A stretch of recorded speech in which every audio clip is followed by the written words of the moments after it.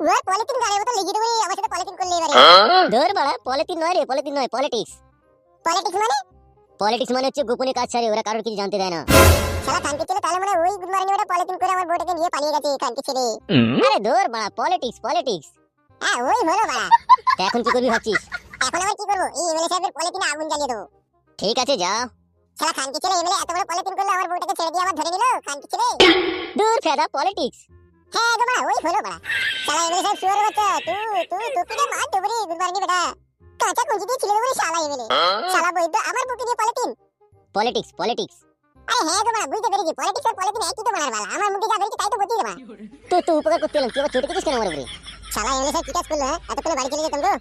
শালার পলিথিন গাড় দিয়ে ভরে দেবো আমি। পলিটিক্স। কি বালমুখ করছো তুমি গো, বলছি তো মাসি একই কথা।